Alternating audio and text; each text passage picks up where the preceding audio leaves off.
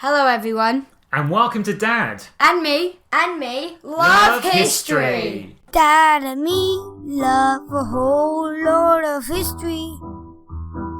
We could be the greatest team that the world has ever seen. Dad and me love a whole lot of history.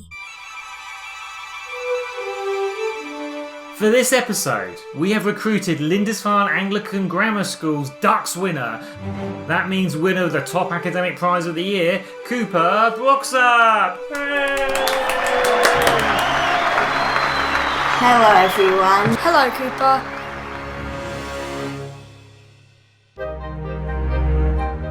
So on with today's show. So why did the US send hundreds of thousands of troops to Vietnam and get involved in a war there?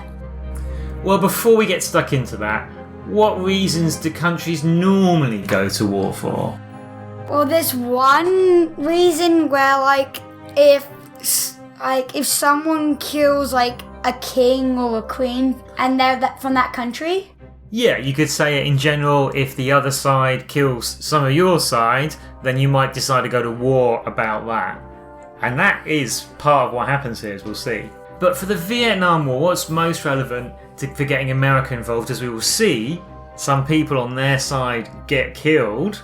So that's one reason. But it's also a battle of ideas. So we're going to see today that America didn't like the sort of ideas that were becoming popular in Vietnam, and they wanted to stop those ideas from spreading.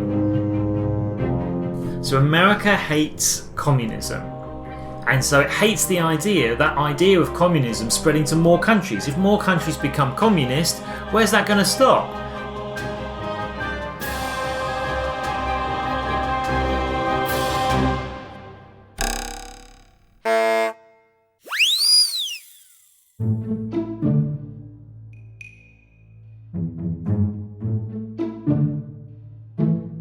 Communism is about, think of the word community, and if you know the word communal, which means sharing, the basic idea is let's share out things evenly and not have rich people and not have poor people. I mean, there were a lot of poor people in Vietnam, but it's the communist part which is the problem for America. Does that mean that one day they're going to try and make America communist and we have to share out everything evenly and everyone who's got a nice house and garden and maybe a car by this time, 1940s, 1950s, a fridge, a TV, a washing machine? If some people have got those and some people don't, do you get those possessions taken away? Because that's pretty much what communism says. So America was the richest country, so it kind of had the most to lose. It done well at getting riches, at least for quite a lot of its people. So there were a lot of people there who didn't want to share things out evenly, and they were worried about this idea of communism spreading around the world.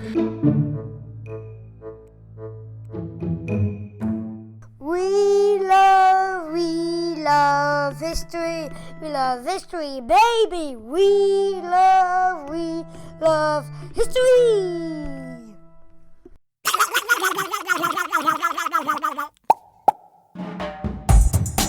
A little bit of history before America gets there. France actually ruled over Vietnam, and then France became weaker during World War II. You know, they were defeated by Nazi Germany in Europe, and that meant their empire was weak. The Japanese were attacking in Asia, and the Japanese started invading Vietnam. And when World War II ended, France wanted Vietnam back, and it kind of took it back, but France was weaker than it was before the war had started. And during that meantime, the Vietnamese fought against the Japanese during World War II.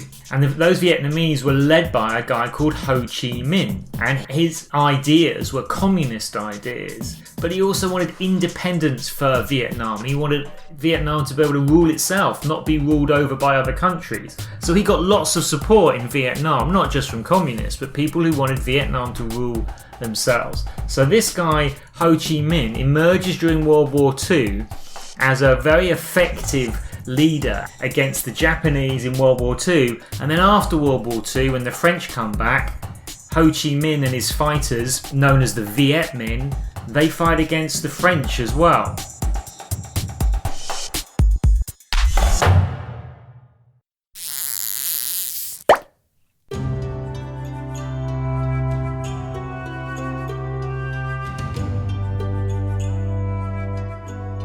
in 1949, China became communist.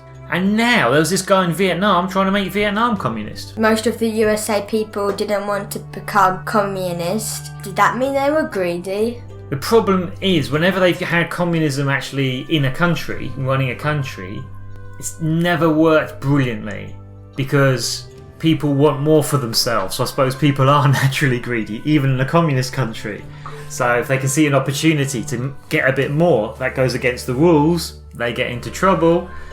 So it's not always worked that well. They are actually being greedy because they want other countries to be communist, isn't that? Yeah, this is part of the problem with communism as an idea is a nice idea, generally. Or at least there's a lot about it which is nice.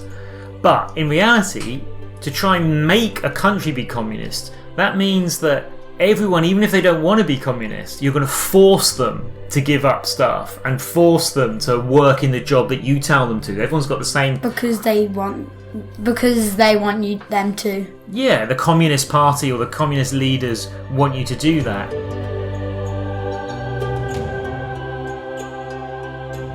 So I want to tell you about the domino theory now. So the USSR, which was the first country in the world to become communist, also known as the Soviet Union or Russia, they seem to be spreading their communist ideas. And America is worried that if you knock one country communist, that's going to make the next one, the next one, the next one, the next one, and where does it end? Domino theory. And down the end of this row of countries on domino tiles that we're looking at, this kind of cartoon, you've got Vietnam near the start. A few countries later, you've got Japan, Canada, United States. Will communism spread?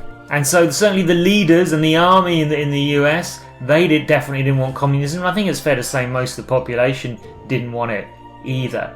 Anyway, what happened? So in 1954, the French and the Vietnamese under Ho Chi Minh have a big battle called the Battle of Dien Bien Phu. Much to everyone's surprise, the Viet Minh win. After Ho Chi Minh's victory, they have peace talks. It was decided to temporarily divide Vietnam between the north and the south. So you've got on the map, you've got China as communist, imagine China in red, imagine North Vietnam in red, and South Vietnam in a different colour. South Vietnam was not communist. They just drew a line on the map and said north of this is under Ho Chi Minh's control, so that's the communist Vietnamese, and the south came under the leadership of a guy called Diem, who was pro-American. He didn't like communism. They had a plan to hold elections over the whole of Vietnam, north and south, to bring them both together. Whoever wins the election rules the whole lot. But these never happened because the president of South Vietnam, Diem, refused to hold them. In 1955, he declared South Vietnam to be an independent nation, separate from North Vietnam. Diem in the south, he knew how popular Ho Chi Minh was. Ho Chi Minh was this great leader from World War II who resisted against the Japanese. He defeated the French. The French Empire was the second biggest in the world, and little old Vietnam defeated the French. And so he was a superhero in Vietnam. So Diem knew that Ho Chi Minh, the communist leader, would win that election, and so Diem pulled out of the elections. He wouldn't let it happen.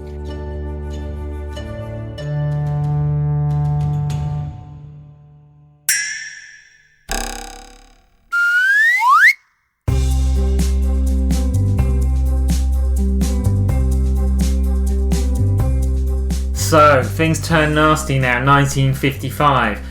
To get the next bit, we need to understand guerrilla warfare. Do either of you know what guerrilla warfare or guerrilla attacks means? And it's not guerrilla with an O. I know it sounds like it is, listeners, but it's spelled differently. It's Guerrilla. Comes from the Spanish word for war, guerre. So guerrilla tactics comes from an old Spanish war a couple of hundred years ago against Napoleon, but it's a particular way of fighting. Surprise attack? Yeah, surprise attacks, sneaky warfare, often at night. So this is what Ho Chi Minh's side was doing. It got good at doing that against the Japanese in World War II and then against the French. The French had the better weapons, so don't just meet them in daylight on a big battlefield, one side lines up against the other, wait till they're asleep in their camp, go into the camp at night, set some explosives, come out of the camp, then light the fuse, and you're away, blowing up the military camps. Now Ho Chi Minh, his troops began doing that to the South Vietnamese bases. Wouldn't it also be like, is this also like if you go into deep jungle, because that's kind of hard? Excellent. No, that's a good point. It's also, often jungle warfare. So Viet Minh's troops would hide out in the jungle, and if American troops later on, it's American, but at the moment South Vietnamese troops came through on patrol, they could attack them from their hiding places. They'd have traps. The Viet Minh side, Ho Chi Minh side, would have traps set up, and so you might step on something which then cuts into your foot or snaps into your legs, with poison often on the end of these spikes. And so that was all part of guerrilla warfare. Jungle warfare is another good way of thinking about it. So James and I are actually in a jungle, or at least a rainforest, right now. You might be able to hear some of the bird life. And we're going to play a crazy game called Guerrillas versus Guerrillas. Okay. So this game is, I'm going to give you a statement, like I'm going to say something, and you got to tell me whether it's a gorilla, the animal, or guerrilla as in guerrilla warfare. So guerrilla tactics and the sort of fighters who would do guerrilla tactics were known as guerrillas. So we're going to do 3 rounds of this, and in each round there's 3 statements. So you got to tell me whether it's guerrillas or guerrillas. Round 1. Number 1. Originated, meaning comes from, Spain and Portugal in the early 1800s. Guerrillas or guerrillas? The warfare guerrillas. Correct. They were fighters who were fighting against Napoleon's troops. Number 2. Originated in Africa hundreds of thousands of years ago. The animal. Guerrillas the animal is correct. And number 3. Is this the last one? This is the last one for round 1. Have been seen in the wild in Vietnamese jungles. The warfare one. Yeah, the guerrilla fighters, not guerrilla animals. They've not been seen in Vietnam. And so that Ho Chi Minh was doing that against the South Vietnamese, and the Americans were getting annoyed about this. Between 1954 and 62, the USA, under President Eisenhower and then President John F. Kennedy, sent more and more of their military to help South Vietnam. Not to fight, the Americans weren't doing the fighting at this point, just to advise and to train the South Vietnamese and to give them better equipment. So the Americans themselves weren't fighting. But then, in August 1964, an American warship, the USS Maddox, was apparently attacked by North Vietnamese patrol boats. yes, that happened in the Gulf of Tonkin, but the North Vietnamese said this attack was made up. It never happened. But President Johnson then ordered airstrikes on North Vietnamese patrol boat bases. 2 US aircrafts were shot down. The attacks in the Gulf of Tonkin encouraged Congress, that's like America's parliament, to pass a law which gave US President Johnson, he was the new president, Lyndon Johnson, took over when JFK was assassinated, gave President Johnson the power to launch a full-on war against North Vietnam. By 1968, a few years later, the Americans had over 500,000 troops in Vietnam, 500,000 troops. Meanwhile, the Communist Soviet Union, aka Russia, was supporting North Vietnam by sending aircraft, guns, and medical supplies. And Communist China was sending expert engineering troops to North Vietnam to help build up their defensive fortifications. So you got those 2 communist countries, the Soviet Union, aka Russia, and Communist China, helping Ho Chi Minh's Communist Vietnamese.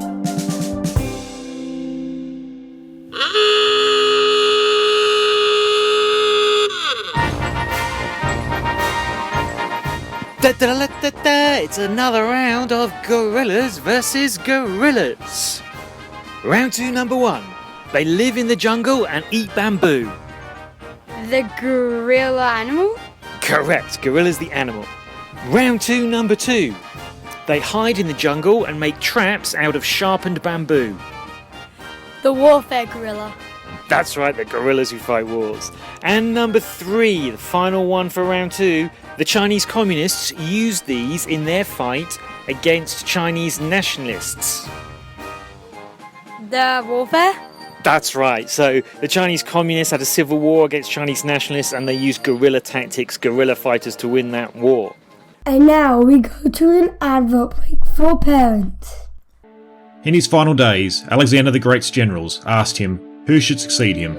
Alexander's answer, the strongest. Taken literally, this would see the close of the classical Greek age, an age thousands of years in the making. Join me, Mark Selleck, as I go back to retell the story of ancient Greece in my series Casting Through Ancient Greece. We will cast our way back to its beginnings, all the way through to the spread of its culture throughout the known world, thanks to Alexander and his generals. You can listen and subscribe to the series at www.castingthroughancientgreece.com, or you can listen on your favourite podcasting platform. Don't forget to follow the series over on Twitter at Casting Greece or on Facebook at Casting Through Ancient Greece. I look forward to seeing you there.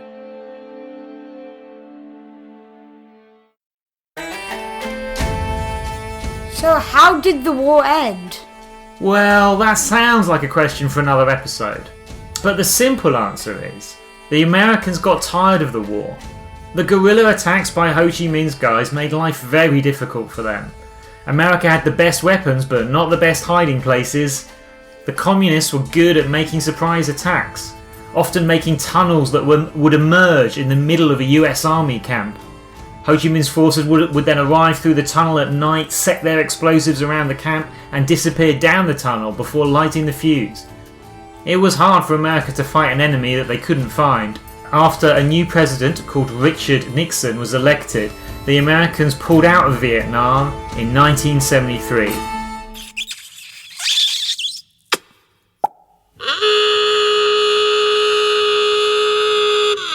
Finally! It's our final round of Gorillas versus Guerrillas. Round 3, number 1. These are known to move around at night and cause trouble. Tough one. The warfare ones? Correct! It's the warfare gorillas. Number 2. These are known to sleep in the trees at night. The animal gorilla. Correct! They do sleep in trees at night, the animal gorilla. And finally, our final one. Let's see if James can keep up his 100% record in our fantastic game of Gorillas versus Guerrillas. These are known to build long tunnel systems, including sleeping areas and even kitchens underground. The warfare. Yep, that's right. That's what they did in Vietnam. The guerrilla fighters using guerrilla tactics in the Vietnam War.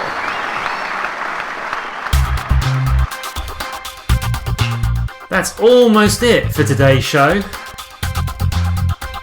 But don't forget the outtakes at the end. First, here are some questions to see if you were listening. Number 1. Which 2 countries invaded Vietnam before America did?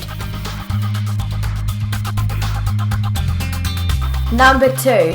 When did China become communist? Number 3. Who lost the 1954 Battle of Dien Bien Phu? Number 4. What was the name of Vietnam communist leader? Number 5. What was the Domino Theory? And finally, number 6. What was the Gulf of Tonkin incident?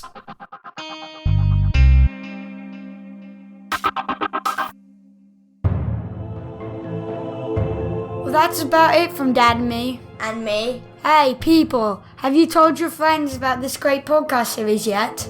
Tell them about the episode with the best co-presenter. Yeah, thanks for joining us, Cooper. Listeners, please review us on iTunes or wherever you get your podcast. And tell us what you think on Facebook. Instagram. and Twitter.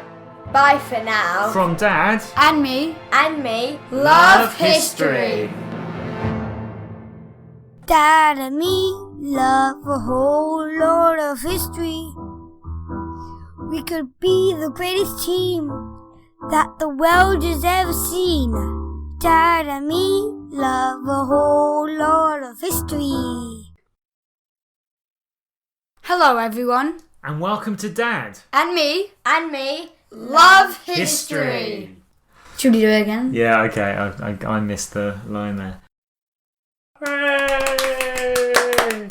I'll put in some fake cheering there. Hello, everyone. Is that intro okay? Yeah. Okay, cool. That's not too messy. Okay, then we do round two. It's another round of Gorillas versus Gorillas. Oh, sorry, I've said too much here. I got that date wrong. So it's just I'm normally the only one with colour. Yeah, it's okay. It's no problem. Let's see how long that is. Oh, no, that's brilliant. That's good.